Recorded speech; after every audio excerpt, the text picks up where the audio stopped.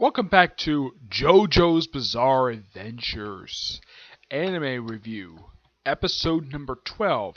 This I'm reviewing the 5th episode of JoJo's Bizarre Adventures Golden Wind, which is also 118th episode of the series.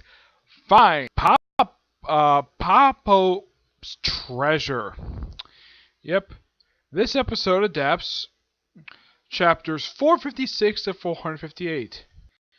And I just kind of realized, though, for this episode, out of 5 episodes, this one by far has the shortest number, has the smallest number of chapters, because generally, if you look at the whole series, this whole season so far, they've adapted about 4 or 5 chapters an episode. Now we're just doing 3? That's a little bizarre. Like, okay, what happens in this episode? Okay, we kind of pick up where last week's episode left off with Baraki and, well, Bruno and...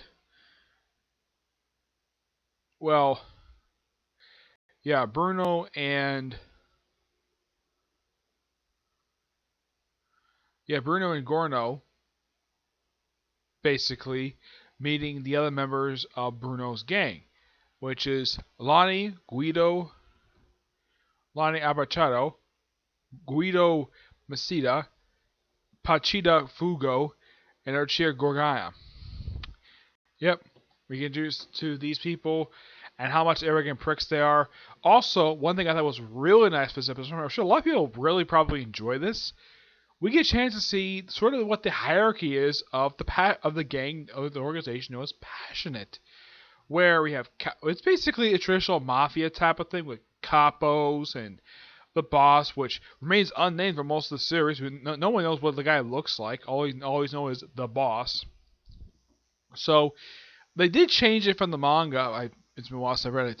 Apparently, in the manga, this was actually when Jiraiya met Bruno's team. It was actually an empty room. Here, it's an isolated part of a crowded restaurant. And these guys, like one of the members who's quite young, who's actually a couple years older than Toronto, where he's doing basically his math homework, and you of course have one of the members basically overreacting. Apparently he doesn't like number 4 for some reason, which is really weird. In case you're wondering, do we see these people stand abilities this episode?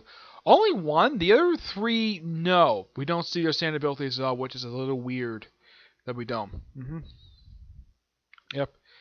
And of course you'll see Bruno just acting like it's out, and we see how much nice he is to people. Like, he's asked by an old lady to talk outside, and when he sees her and her friend later, man, these ladies are short.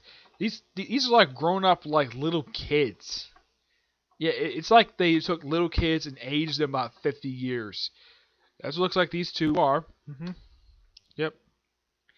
And the reason why Bruno went to talk to them was because apparently this other woman who was brought there by a friend of his, apparently her son is beating her up. And also he's selling drugs. And of course Bruno was going to look into it. He doesn't like the fact that there are people selling drugs. And of course God gets introduced to the group. And when he gets a chance to meet Bruno, he does something really kind of gross. He pees in a teacup. Well, in a teapot. He pees in it. Fills it up. Of course it looks hot anyways for some disgusting reason. And Gorno drinks it. He drinks pee. Yeah. But he didn't swallow it. Nope. Where the thing went? Went inside of his tooth. Which is transformed into a jellyfish. Not kidding.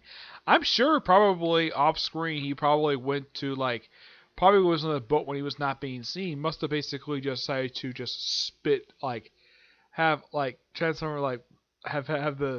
jellyfish spit all of the pee out into the ocean.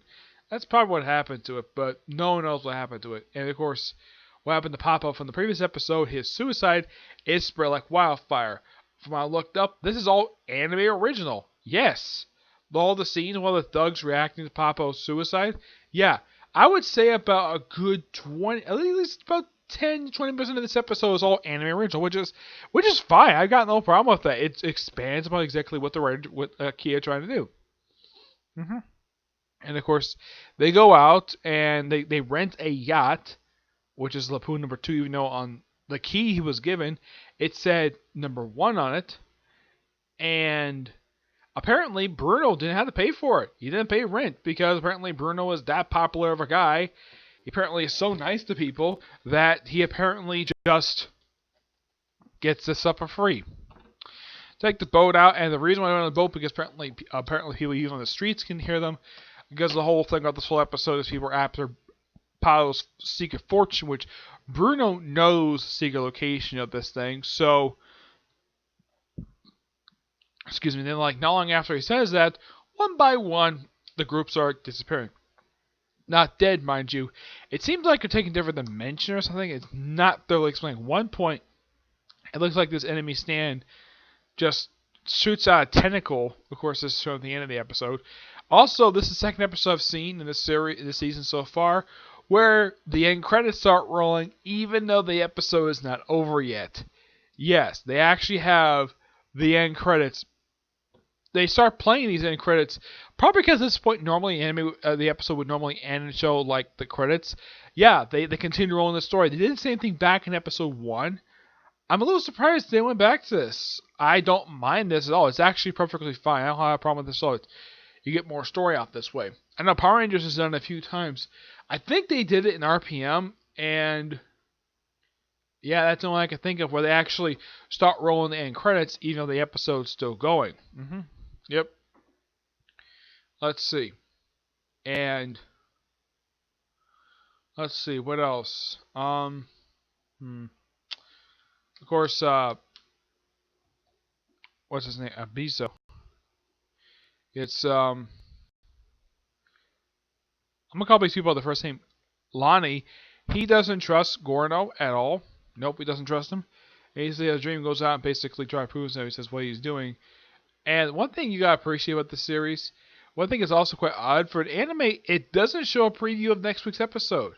All the rest of the anime I've seen do that, but not this one. Surprisingly, you just see you hear the music and you see like what's how the next episode is. That's it. You don't see any upcoming scenes. Nothing. All the rest of the anime I've watched generally do have this.